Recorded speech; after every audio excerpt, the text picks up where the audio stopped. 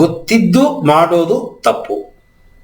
ಅಂದರೆ ತಪ್ಪು ಅಂತ ಗೊತ್ತಿದ್ದು ಮಾಡೋದು ತಪ್ಪು. ಪ್ರಾಣಿಗಳನ್ನ ಸಾಯಿಸೋದು ತಪ್ಪು ಅಂತ ಗೊತ್ತಿದ್ದು ಸಾಯಿಸಬಾರದು. ಅಂದರೆ ಆ ಪ್ರಾಣಿಗಳು ಇದೇ ಇಲ್ಲ ಅಂತ ಅನ್ನೋದೇ ಗೊತ್ತಿಲ್ವಲ್ಲ. ಶ್ವಾಸಕ್ರಿಯೆಯನ್ನು ನಾನು ಮಾಡ್ತಾ ಇಲ್ವಲ್ಲ. ಶ್ವಾಸಕ್ರಿಯೆಯನ್ನು ಕೊಟ್ಟವನು ಯಾರು? ಭಗವಂತ. ಆಟೋಮೆಟಿಕ್ ಆಗಿ ನಡೀತಾ ಇರೋ ಪ್ರಾಸೆಸ್ಸು, ಅದು ನನ್ನ ಕಾನ್ಷಿಯಸ್ ಇಂದ ನಡೆಯಲ್ಲ. ಕಾನ್ಷಿಯಸ್ ಇಂದ ಮಾಡೋದು ಮಾತ್ರ ತಪ್ಪು. ನಿಮ್ಮ ಉಸಿರಾಟ ಕಾನ್ಷಿಯಸ್ ಇಲ್ಲ. ನೀವೇನು ಕಾನ್ಷಿಯಸ್ ಆಗಿ ಉಸಿರಾಟ ಮಾಡ್ತೀರಾ?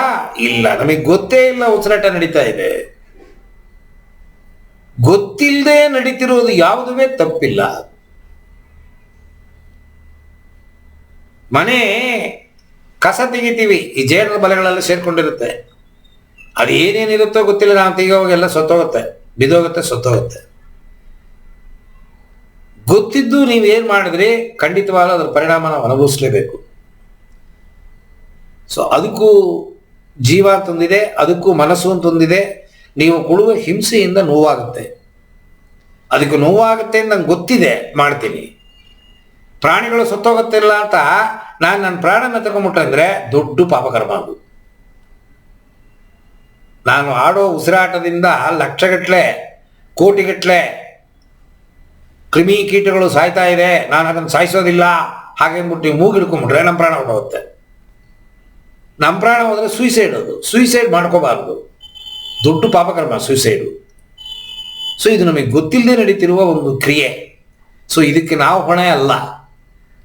ಸೊ ಅದರಿಂದ ಇದಕ್ಕೆ ಕೇಳೋ ಪ್ರಶ್ನೆಗೆ ಉತ್ತರ ನೀವು ಕೇಳಲೇ ಇಲ್ಲ, ನಾನೇ ಕೇಳಿ ನಾನೇ ಉತ್ತರ ಕೊಟ್ಬಿಟ್ಟೆ. ಕಾನ್ಷಿಯಸ್ ಆಗಿ ನೀವು ಏನು ಮಾಡ್ತೀರಿ, ತಪ್ಪು ಅಂತ ಗೊತ್ತಿದ್ದು ನೀವು ಮಾಡ್ತೀರಿ, ಅದರ ಕರ್ಮದ ಪ್ರತಿಫಲನ ನಾವು ಅನುಭವಿಸಬೇಕು.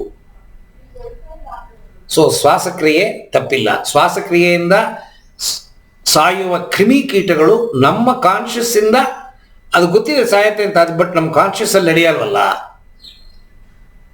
ನಮ್ಮ ಕಾನ್ಷಿಯಸ್ ಬೇರೆ ಕಡೆ ಇದೆಯೇ, ಪಂಚ ಇಂದ್ರಿಯಗಳು ಎಲ್ಲೆಲ್ಲೋ, ಕಣ್ಣು, ಮೂಗು, ಬಾಯಿ, ಕಿವಿ ಬೇರೆ ಕಡೆ ಇದೆ. ಸೊ ಹಾಗಾಗಿ ಇದು ತಪ್ಪಿಗೆ ಬರೋದಿಲ್ಲ. ಅಹಿಂಸೆ ಅಂತನ್ನೋದು ನಮಗೆ ಗೊತ್ತಿದ್ದು, ತಪ್ಪು ಅಂತ ಗೊತ್ತಿದ್ದು, ಕಾನ್ಷಿಯಸ್ ಆಗಿ ನಾವು ಮಾಡುವ ಕ್ರಿಯೆಗಳು, ಅದರಿಂದ ಮಾನಸಿಕವಾಗಿ ದೈಹಿಕವಾಗಿ ಯಾವುದಾದ್ರೂ ಒಂದು ವಸ್ತುವಿಗೆ ನೋವಾದರೆ ಅದರ ಪಾಪಕರ್ಮವನ್ನು ನಾವು ಅನುಭವಿಸ್ಬೇಕಾಗತ್ತೆ.